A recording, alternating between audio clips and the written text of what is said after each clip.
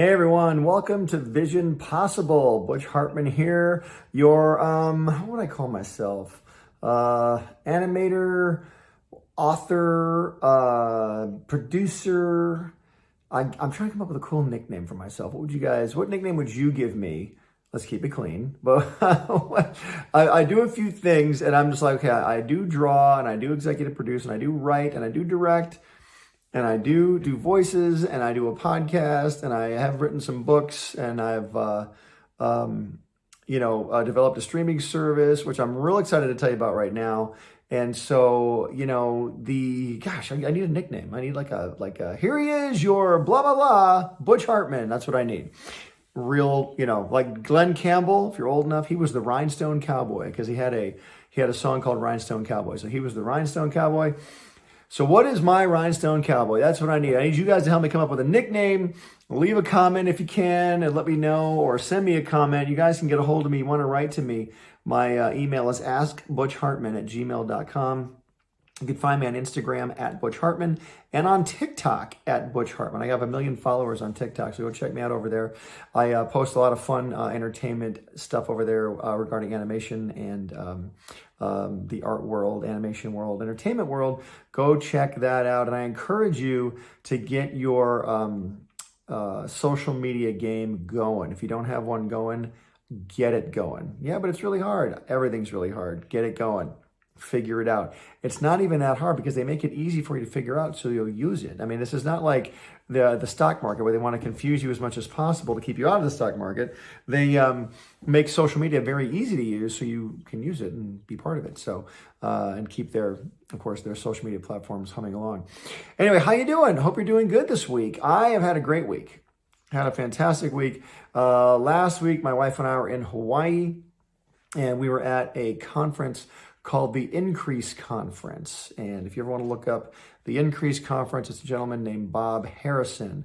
Bob Harrison's Increase Conference. And the great thing about this conference, and I encourage you guys to do this, just as you're watching this video, hopefully wanting to learn more about what it is that I do, Bob Harrison's Increase Conference gives you the opportunity to be around a ton of people that do things you want to learn about. Real estate, finance, whatever, you name it. It's people that have increased and grown and prospered in areas that maybe you want to prosper in. And if you want to do that, where do you go to learn this stuff? Like when I was younger, I'm like, how do I learn this? Where do I go? I know there were things available to me back then. I just never pursued them because I was mostly on my own. I was very nervous and scared to go do things on my own, simply because you're in a comfort zone. You're by yourself. You don't really want to branch out. I'll do that later. Well, I'm kind of nervous. I don't want to meet people. These were my thoughts back then. And then once I got married, once I started selling shows to Nickelodeon, my wife would encourage me, and I say encourage, meaning encourage, and then get down to telling me to go branch out and meet other people. You need to go meet this person. You need to go meet that person. My agent would say the same thing. Let's go meet this person. I want you to have a meeting with this person. And eventually you start getting to the point where you're used to doing these things. You're used to having meetings. You're used to meeting people. You're used to negotiating deals and things like that. So you've got to get out of your comfort zone. And today's video is titled, Okay, I'm talented, now what? Okay, I'm talented, now what? How do you even begin to, in fact, I'm gonna reach over and get a pen because I make notes during my talks here. But how do you channel your talent into finance? You know what I mean? It's not an easy thing to do. And a lot of people really have no idea how to channel their talent into cash and into money. And that's what we have to explore here on this channel and on this broadcast, because I want you guys to make money doing what you love. And yes, it does come down to making some money. I don't want you to be this amazingly talented artist, yet have to go, do some job you don't want to do, because doing a job takes energy. Doing a job takes focus. You have to focus and do that job well, or get paid for the job. And why should you focus on a job that you hate and take all that energy out And then finally, at the end of the day, finally you come back 6, 7 o'clock at night, you make dinner, you sit down, you're exhausted, you've been working all day. Now you can do what you really love, but then you got to go to bed in 3 hours and you don't really, all your energy has kind of been sucked away from you, and you really haven't had a chance to do what you love all day. I want you to do what you love all day and get paid for it. So I'm talented. Now what? Yeah, you've got talent. What is your talent? Well, you're a great artist. Awesome. How do you make money doing that? You're a great writer. Fantastic. How do you make money doing that? You're a great musician. Super fantastic. How do you make money doing that? How many people you know are musicians, by the way? How many of them are rich? How many people you know that are writers? How many of them are rich? Or how many of them are even moderately successful, making a living doing it? I knew some people at Nickelodeon who worked as Nickelodeon people. They were there doing production, doing finance, that sort of thing. And they were also children's book authors. Great. Children's book author. You think, boy, I sell one children's book, I'm going to be a millionaire. I'll be the next Dr. Seuss, or I'll be the next Maurice Sendak. These are older, obviously, authors. I'm sure there's some new ones. I'll be the next J.K. Rowling, Harry Potter. Yes, for every J.K. Rowling, Harry Potter person out there, there's about probably 10 million other people that have written a book about magic kids, that haven't had that success. How did she get to be that successful? How did, Slash of Guns N' Roses, the lead guitar player, how did he get to be, as successful as he has? A million other guitar players who can probably play as good, if not better than him. I'm certainly not one. But how did that guy get to be the success that he is? What were the steps in his life that took him to where he was? There's a million other artists out there that draw way better than me. I mean, I'm talking can draw circles around me. But why didn't they sell a show called The Fairly Odd Parents? Why wasn't their show on for 18 years on Nickelodeon?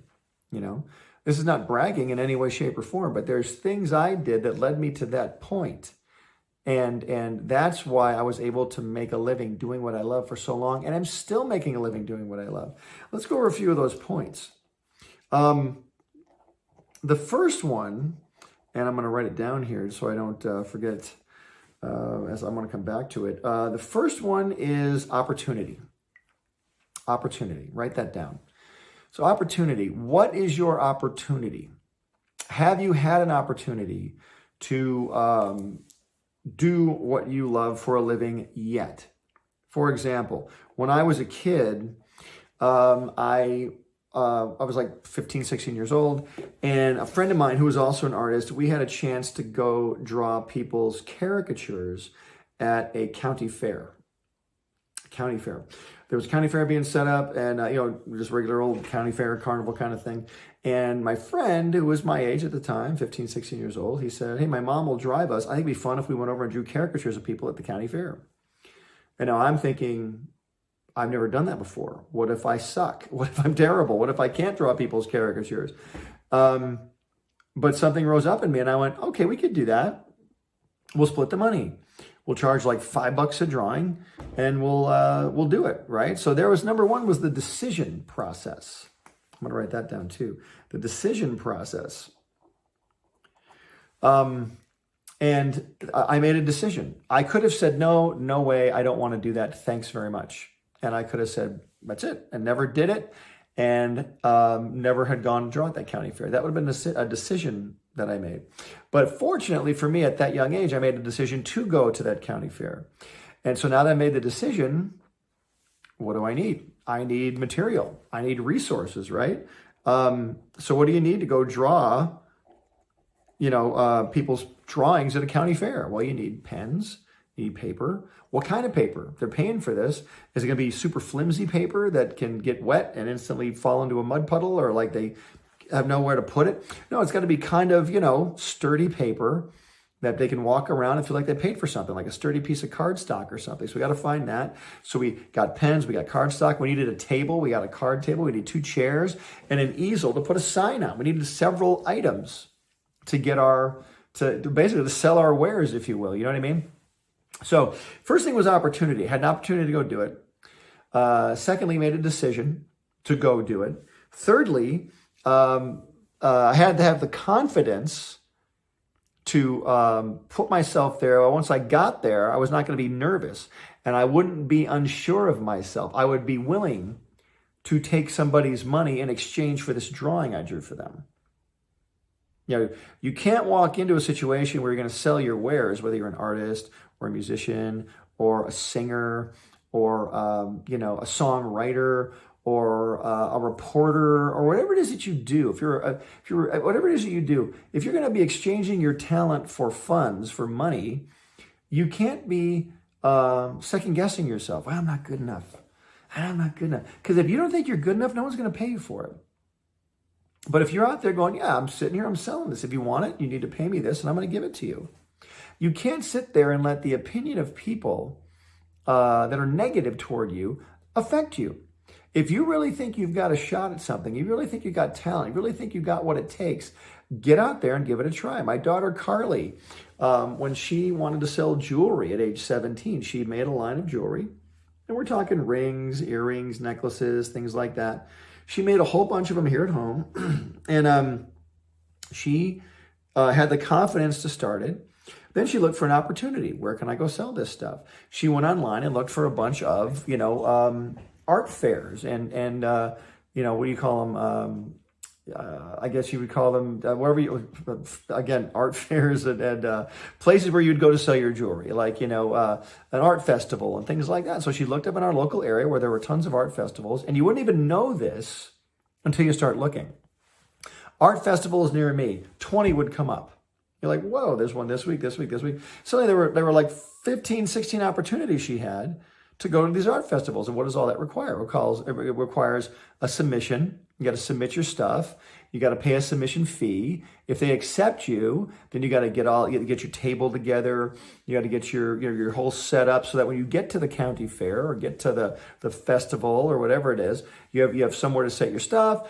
You have some way to take money. Back in the day when I was doing my caricatures, I would have a little cash box there, and we would just do cash exchanges. $5, say they give me 20, I'd give them change. You got to show up with a little change on you in order to make change for people. And these days now, you got the Square. You have all these ways to charge, cards on your phone and all this stuff. So there's ways to do that too. And you got to figure all that out. If you're going to be a business person, you got to figure these things out. So let's look at it. You're talented, now what? You want to sell your stuff. Perfect. How do you do it? Again, you look for the opportunity. What is the opportunity I have to go sell my stuff? Well, I'm a musician. Great. You know how many musicians are out there? 1 million musicians. But only a very few are actually working in the music industry as players, like playing on records, look how old I am, playing on songs, playing on albums, playing on, whenever I always love watching how they make music for movies. They'll show these amazing conductors like John Williams or Michael Giacchino doing the score for The Incredibles or Star Wars or something. And there's like a 60-piece orchestra there. How do you get to be one of those people in the orchestra? How do you get to have that chair in the orchestra? Someone's going to pay you to sit there and play that part of music. And then you get royalties whenever it's played. You'll get, you get your name in the credits of the movie and all that stuff. Where do you find out how to do that? How do you get there? If you want to sell a show to Nickelodeon, how do you get there? How do you get to be in that chair, in that office? How does your show get on television or the streaming service? How does your show get there? It is wild to think about. It is so wild. It's a series of steps you have to take. For example, when I sold Fairly Odd Parents, going back to opportunity, I was working already at Hanna-Barbera. Now, how did I get there? I had the audacity to submit my portfolio there. I had the gumption, it's an old-fashioned word. I had the audacity, the gumption, I had the confidence to submit my portfolio to Hanna-Barbera and say, hey, I think I'm good enough to work here. What do you guys think? And I guarantee you, by the time I got to Hanna-Barbera, I'd already been to 4 or 5 other studios that said no. No thanks. Either you're not talented enough or we don't have any openings right now. Thanks very much. And so do you let that get you down? Oh, it can get you down. When someone rejects you, If you're showing off your talent and what you're here to do, I'm in California. This is me. I'm here in California specifically to work in cartoons. That's why I'm here. That's why I've changed my life around. That's why I'm here. I'm here to do cartoons. I can't wait to start working here. They say, no, thanks, you're not good enough. And you're like, whoa. But I just went to school for 3 years to learn how to do this. Sorry, don't care. So you let that get you down? Do you instantly put your tail between your legs and run back home to Michigan, where I was from? No. I went to the next studio. And I would adjust my portfolio, learning what I learned from the first visit. I would adjust my portfolio. I'd say like, okay, this didn't go over too well. This drawing, it's not my best drawing. I got to put another drawing in here that's probably better. Or they wanted more color in this portfolio. I got to put some more color in here. I need to put some more background art. I need to put some more, character designs, whatever it was. I needed to enhance my portfolio in order to get past that gatekeeper at that studio. Finally, I had the opportunity to have an interview with Hanna-Barbera, got in there. I made the decision to go do it. I had the confidence to go do it. And then I had the resources. I had a portfolio. I had a body of work I could show them at this point. Then once I got into Hanna-Barbera, another opportunity came up to go to Nickelodeon and sell a show there, sell a whole show, not just to be a worker bee on somebody else's show, but now to sell a show. To be a boss, to be a leader, to be the visionary behind a show. Was I able to jump into that instantly? Oh, no. That took a lot of work. Yes, the opportunity was there, but I had to go through it inch by inch. I had to learn who the players were. Okay, this guy does this guy does this. This person is in charge of this. I've really got to learn how to work with this person, because they're the ones that are eventually going to make the final decision. And what does this person like to see? And if I see this person in the hallway, do I say hi to them or leave them alone? And there's politics that go along with that stuff too. So it's learning all that stuff. The other thing you have to do is intelligence gathering, which is what I was just talking about. Intelligence gathering, meaning who are the players? What type of things is the particular studio or company or entity you're going to work for? What are they looking for? If you're a storyboard artist and that's all you do, but you know that they're looking for a character design person, do you have the confidence to go apply for that position? I don't know.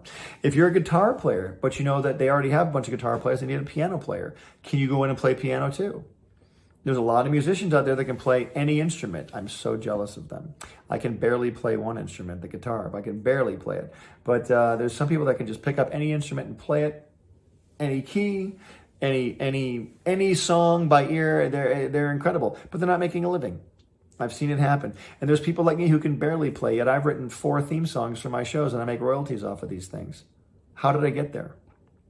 I got there because I would sell a show, then sell another show. And every time I sold a show, I said, I'm writing the theme song. Now, I could have not had any confidence and said, you know what? Let somebody else write the theme song. I'm not confident enough to do it. Let them write the theme song. I feel so much better. Boy, that burden's off. But you know what? When you write the theme song, you get the royalties from the theme song. I still get checks in the mail now based on the theme songs I've written 20 years ago, because they're still played over and over. It's a nice little check that shows up every once in a while, because I had the audacity and the confidence to believe that I could write a theme song. So you're talented. Now what? What do you do now?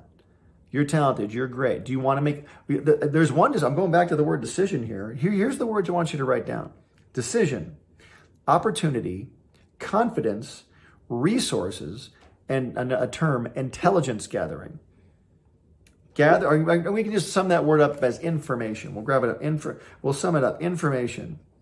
What is the information you need in order to make this work? In order to get to where you need to be, you need information. When I first got to California, I wanted to be an animator for Disney. That was my whole thing. I wanted to be an animator for Disney so bad. And to this day, I've never worked for Disney. I've visited Disney. I know friends at Disney. I have tons of people who've been in and out of Disney. I've never worked there. I've had meetings at Disney, never worked there. And the weird part is I thought for sure I'd be working for Disney, but I never did. Simply because the information I had gathered at that point was I wanted to be an animator, but at that point in my career, boy, that was going to be hard. I wasn't good enough to be an animator for Disney at that point. That just wasn't me. But I was good enough to work in television animation and write stories and help become a joke. I was sort of a gag man at a couple of these animation studios I worked at because I was funny. I could come up with animation jokes, cartoon jokes, because I spent my whole life watching Warner Brothers cartoons and Hanna-Barbera cartoons, coming up with, watching cartoon jokes play out in front of me. So when the opportunity came up, I had a chance to, tell jokes finally. It was really, really great. So that's where the opportunity came up for me. So now that you're talented, we know you're talented, you're the best one in your town. I was the best artist in my hometown growing up at my age. And then I got to California, to Cal Arts, and everybody was amazing. They blew me out of the water, and I was like, wow, I got my work cut out for me. I'm either going to do this or go back home. And no shame in going back home if you have a great home. But man, do you really want to go back home? Do you really want to go backwards? You really want to go back to square one and start over again? I don't think you do. I think you want to keep going forward and doing what has been put into your heart to do. You want to make a living at it. So the words are decision, opportunity, confidence, resources, and information. You need all of those boxes checked off as you're making your steps forward. You're talented, now what? Now you take that step towards your goal. What's the opportunity you have in front of you? And if there isn't one, can you make one? Can somebody make one for you? Does it take you picking up the phone? Does it take you going online? Does it take you meeting somebody? Does it take you going to the Increase conference like I did? Meeting people I've never met before who are successful. Now I have a whole network of friends I made. It's so exciting. It is so exciting, you guys. And I'm telling you, once you make an opportunity for yourself, and once you figure out how to do this, I'm talented, now what? Once you take advantage of once you make a decision, take advantage of the opportunity, get the confidence to do it all, that should be number one. Get the resources together, and then get the intelligence, you will be able to do all this for somebody else and make others like you, and they're gonna be able to help you with your vision. You're a visionary. Let's make this happen. All right, guys, you're talented, now what? Get out there and start doing it and get all these boxes checked off. Make a decision, find the opportunity, get confident, get the resources, and gather the information. It'll be off to the races, but you have to make that decision on your own. Okay? Well, like I was saying, my YouTube channel, I'll say this is Butch Hartman signing off. I don't know as you say that, but it's been great talking to you guys. Don't forget, you're a visionary. You can do this. I know you can. And like I say, art gives you power. Use it wisely. But hey, if your thing is music, music gives you power. Use it wisely. If your talent is writing, writing gives you power. Use it wisely. If your power is acting, acting gives you power. Use it wisely. But you know what? Use your confidence wisely because you have it. See you later.